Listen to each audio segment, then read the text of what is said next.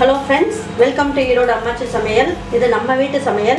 இன்னைக்கு நம்ம பார்க்க போறது சீஸ் பஸ்ட் பீஸா எப்படி பண்ணலாம் அப்படினு பாப்போங்க.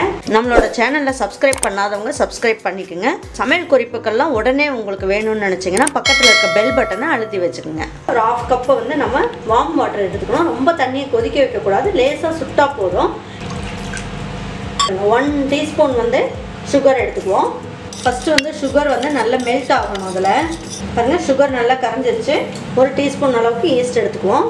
நீங்க வார்ம் வாட்டர்ல தான் இந்த மாதிரி ஈஸ்ட்டை போட்டு நீங்க வந்து ஃபர்ஸ்ட் ஆக்டிவேட் பண்ணணும்.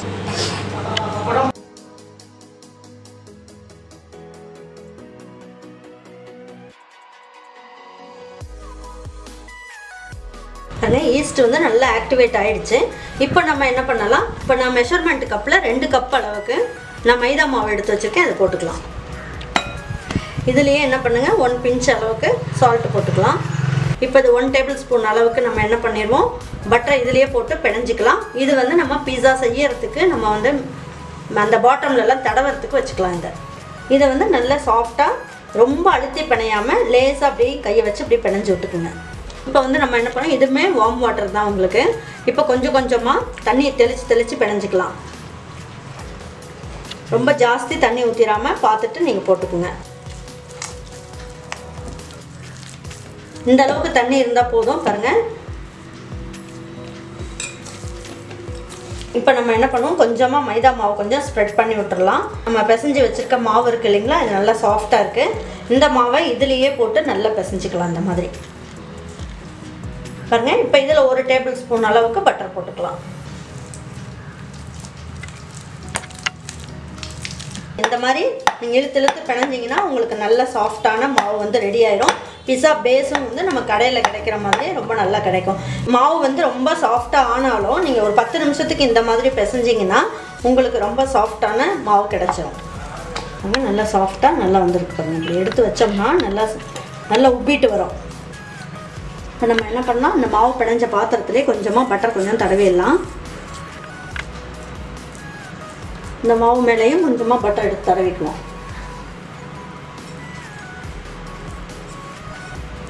இப்போ ஒரு வெள்ளை துணி எடுத்து வச்சு நம்ம என்ன பண்ணிடலாம், இதை கவர் பண்ணிடலாம்.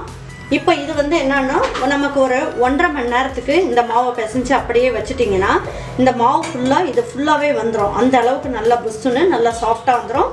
வந்ததுக்கப்புறம் நம்ம இப்போ வந்து இந்த பீஸா பேஸ் வந்து எப்படி செய்யலாம் அப்படிங்கிறத பார்க்கலாம். இப்போ இதை ஒரு தட்டு வச்சு மூடி வச்சுருவோம். இப்போ வந்து இது ஒரு 1.5 மணி நேரம் ஆயிருக்கு. இந்த பீஸா பேஸ் வந்து எப்படி நமக்கு ரெடியாக இருக்குன்னு பார்ப்போம். இப்போ வந்து நம்ம வச்சதுலேருந்து டபுள் மடங்கு ஆயிருக்கு பாருங்க. இப்போ நல்லா சாஃப்டாக ரொம்ப நல்லா வந்திருக்கு. மைதா மாவு கொஞ்சம் ஸ்ப்ரெட் பண்ணி விட்டுடலாம்.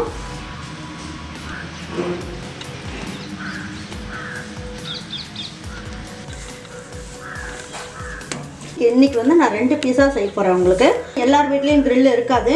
அப்போ அவங்களுக்கு வந்து என்ன பண்ணணும், நம்ம வீட்டில் இருக்க பாத்திரத்துலேயே நம்ம வந்து பிஸா வந்து எவ்வளோ சூப்பராக செய்யலாம் அப்படிங்கிறது ஒரு பீஸாவும் கிரில்லே வச்சு நான் எப்படி செய்யலாம் அப்படிங்கிறதை நான் காட்டுறேன். இப்போ சின்னதாக ஒரு பீஸ் எடுத்துக்கலாம். நம்ம இப்போ இதில் வந்து டபுள் சைஸ் வந்து நம்ம கொஞ்சம் பெருசாக எடுத்துக்குவோம். இப்போ இது வந்து நம்ம ஃபஸ்ட்டு தோசைக்கல்லில் போட்டு நம்ம ரெடி பண்ணிக்குவோம்.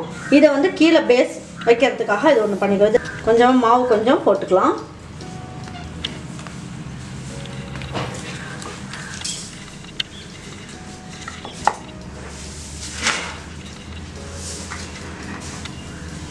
இப்போ இதை வந்து ஃபோர்க் வச்சு இந்த மாதிரி குத்திக்குவோம். இப்போ பாருங்கள், இதை தோசைக்கல்லில் போட்டு எடுத்துக்குவோம்.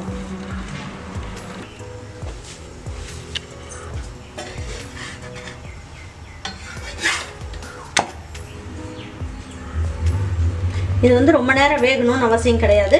கொஞ்சம் லேசாக வெந்ததுன்னா போதும். பிஸா பேஸ் வந்து ரெடி ஆகிடுச்சு. இப்போ இதை எடுத்துடலாம். இப்போ நம்ம வந்து அதில் 1 பங்கு எடுத்துருந்தாலும் இது 2 பங்கு மாவு எடுத்திருக்கேன். இப்போ இதை வந்து நல்லா மாவு கொஞ்சம் போட்டு நல்லா ஸ்ப்ரெட் பண்ணி விட்டுக்கலாம். இதை கொஞ்சம் பெருசாகவே தேய்ச்சிக்கலாம் நம்ம. இப்போ பாருங்கள், இந்த அளவுக்கு நம்ம வந்து நல்லா தேய்ச்சி விட்டுட்டோம். இப்போ நம்ம என்ன பண்ணலாம், இந்த மாதிரி கையை வச்சு நல்லா அழுத்தி விட்டுக்கலாம். அப்போ தான் வந்து சென்டர்லலாம் வந்து நமக்கு நல்லா தின்னாக இருக்கும். சைட்லலாம் நல்லா திக்காக ஆயிரும் நமக்கு. நம்ம இந்த மாதிரி நம்ம ஏற்கனவே செஞ்சு தோசைக்கல்லில் இந்த மாதிரி செஞ்சு வச்சுருக்கோம் இல்லைங்களா? இப்போ இதை வந்து இதில் வச்சு பார்க்கணும். இப்போ பாருங்கள், இதுக்கு உள்ளேயே வந்திருக்கு. இப்போ இது கரெக்டான சைஸு. இப்போ நம்ம இதை எடுத்துடலாம். எடுத்துட்டு சீஸ் ஸ்ப்ரெட்டை வந்து இதில் வந்து நமக்கு எந்த அளவுக்கு உங்களுக்கு பிடிக்குமோ அந்த அளவுக்கு நீங்கள் வந்து இதில் நல்லா ஸ்ப்ரெட் பண்ணி விட்டுருங்க. இப்போ நம்ம என்ன பண்ணியிருக்கோம், இந்த இடத்துல கை வச்சு அழுத்தி விட்டுருக்கோம் இல்லைங்களா? இதுக்கு மேலே நீங்கள் வந்து போட வேண்டாம். ஏன்னா இந்த குழிக்குள்ளேயே நம்ம போட்டு விடலாம். அப்போ நல்லாயிருக்கும் நமக்கு. நீங்கள் ஓவனில் வைக்கும் போது என்ன ஆகும்னா, நீங்கள் இதுக்கு மேலே வச்சிட்டிங்கன்னா இதெல்லாம் வலிஞ்சு கீழே வந்துடும். அதனால் நீங்கள் என்ன பண்ணுங்கள், இதுக்குள்ளேயே நீங்கள் ஸ்ப்ரெட் பண்ணி விட்டுக்குங்க. பாருங்கள், இப்போ இதை வந்து இதில் வச்சிடலாம். இப்போ நம்ம என்ன பண்ணலான்னு பார்த்தீங்கன்னா, இதை வந்து இந்த மாதிரி மடக்கி விட்டுக்குங்க.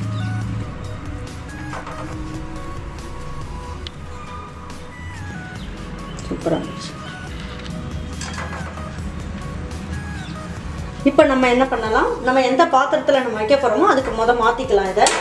இப்போ நம்ம என்ன பண்ணுவோம், மைதா மாவை கொஞ்சம் இந்த மாதிரி ஸ்ப்ரெட் பண்ணி விட்டுறலாம். இதில் கரெக்டாக வச்சிடலாம். பாருங்கள், நமக்கு பிஸா வந்து கரெக்டான சைஸ்க்கு ரொம்ப நல்லா வந்திருக்கு. ஃபோர்க் வச்சு இப்படி நம்ம நல்லா இந்த மாதிரி அழுத்தி விட்டுக்கலாம். பிஸா சாஸ் வந்து நம்ம ரெடி பண்ணி வச்சுருக்கோம். அதை வந்து இதில் ஸ்ப்ரெட் பண்ணி விட்டுறலாம்.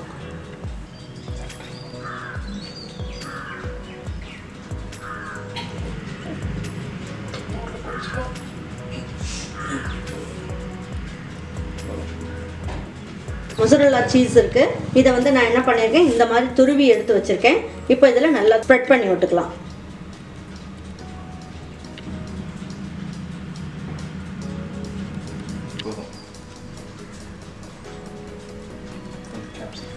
இப்போ பொடியாக நான் நறுக்கி எடுத்து வச்சுருக்கேன் வெங்காயம்.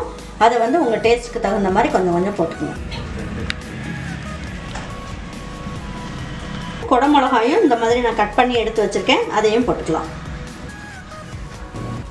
தக்காளி இந்த விதையெல்லாம் எடுத்துட்டு இந்த மாதிரி கட் பண்ணி எடுத்து வச்சுக்குவோம். பன்னீர் இருக்கு இல்லைங்களா, அதில் வந்து நம்ம என்ன பண்ணலாம், பிஸா சாஸ் வந்து பண்ணியிருக்கோம் இல்லைங்களா, அதை கொஞ்சம் இதில் கொஞ்சம் போட்டுட்டு நம்ம பண்ணோம்னா ரொம்ப நல்லாயிருக்கும் டேஸ்ட்டு.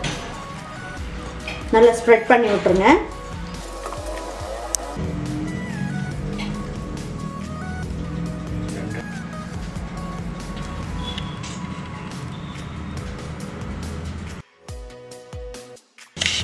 கொஞ்சமாக பட்டர் கொஞ்சம் கையில் எடுத்துட்டு இந்த இடத்துல கொஞ்சம் ஸ்ப்ரெட் பண்ணி விட்டுக்கலாம். அப்போ இன்னும் டேஸ்ட் வந்து ரொம்ப நல்லாயிருக்கும்.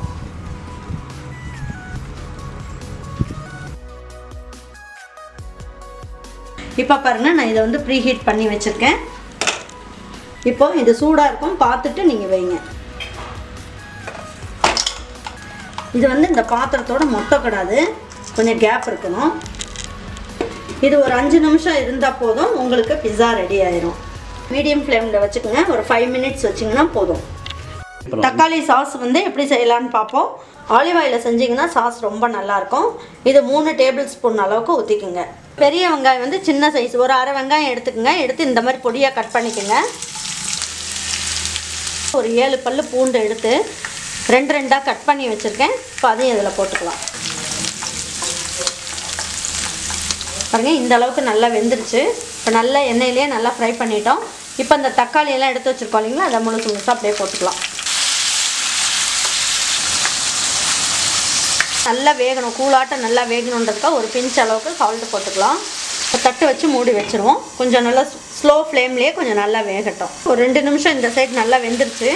இப்போ பாருங்கள், நல்லா அந்த தோல்லாம் நல்லா உறிஞ்சி வருது பாருங்கள். 1 ஸ்பூன் சில்லி பவுடர் போட்டுக்கலாம். ஒரிகானோ அப்படின்ட்டு பிஸாவுக்கெல்லாம் போடுறது, இது வந்து 1 ஸ்பூன் போடலாம். இது வந்து நல்ல கடையில் கிடைக்கிற மாதிரி நமக்கு ஸ்மெல் வந்து ரொம்ப நல்லா வரும்.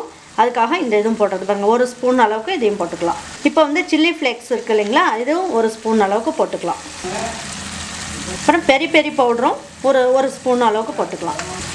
பாருங்கள், 1 ஸ்பூன் அளவுக்கு சுகர் போட்டுக்குவோம். 2 ஸ்பூன் அளவுக்கு டொமேட்டோ கெச்சப் போட்டுக்கலாம்.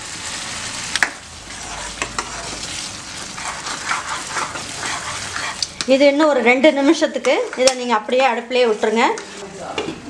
கொஞ்சம் ஸ்லோ ஃப்ளேமில் வச்சிடலாம். பாருங்கள், இது ஒரு 2 நிமிஷம் ஆயிடுச்சு.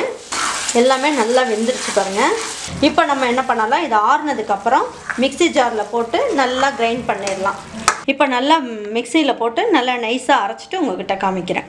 இப்போ இதை நல்லா அரைச்சாச்சு. பிஸா சாஸ் வந்து ரெடி ஆகிடுச்சு. பிஸா சாஸ் ரெடி பண்ணிட்டீங்கன்னா நீங்கள் எல்லாமே நீங்கள் வந்து வீட்லேயே செஞ்சிடலாம். கடைக்கெல்லாம் போய் இந்த சாஸ் வாங்கணும்னு அவசியம் கிடையாது. இது நல்ல ஹெல்த்தியானது. இப்போ இந்த சாஸ் வந்து நீங்கள் நல்லா ஆறுனதுக்கப்புறம் நீங்கள் எடுத்து நீங்கள் ஃப்ரிட்ஜில் வச்சிட்டிங்கன்னா இது வந்து உங்களுக்கு 1 மாதம் அளவுக்கு இது உங்களுக்கு கெட்டு போகாமல் ரொம்ப நல்லாயிருக்கும். நல்லா ரெடி ஆகிடுச்சு. இப்போ ரெடி ஆகிடுச்சான்னு பார்ப்போம். இப்போ ஸ்டவ் ஆஃப் பண்ணிடலாம். பாருங்க, சூப்பரான ஹோம்மேட் பீஸா ரெடி பண்ணிட்டோம். நம்ம வீட்டில் இருக்க பாத்திரத்தை வச்சுட்டு நம்ம அருமையான பீஸா. பேஸும் பாருங்கள் நல்லா சாஃப்டாக ரொம்ப நல்லா வந்திருக்கு. இப்போ இது நம்ம கடையிலலாம் வாங்கணும்னு அவசியம் கிடையாது. இங்கே பாருங்கள், சீஸ் பஸ்ட் பீஸா அப்படிங்கிறதுக்கு கரெக்டாக இருக்குது பாருங்கள். உள்ளேருந்து சீஸ் வந்து நல்லா மெல்ட் ஆகி வெளியில் வருது பாருங்கள். அழுத்தினாலே அப்படி நல்லா வருது பாருங்கள். ரொம்ப சாஃப்டாக ரொம்ப நல்லா வந்திருக்கு. இன்னுமே இந்த பீஸா சாப்பிட்றதுக்கு நம்ம கடைக்கே போக வேண்டியதில்லை. நீங்கள் வீட்டில் செஞ்சு பாருங்கள். செஞ்சு பார்த்துட்டு உங்களுக்கு பிடிச்சதுன்னா லைக் பண்ணுங்கள், ஷேர் பண்ணுங்கள், சப்ஸ்கிரைப் பண்ணுங்கள், மறந்துடாமல் கமெண்ட்ஸ் பண்ணுங்கள். தேங்க்யூ ஃபார் வாட்சிங் ஈரோடு அம்மாச்சி சமையல். தேங்க்யூ.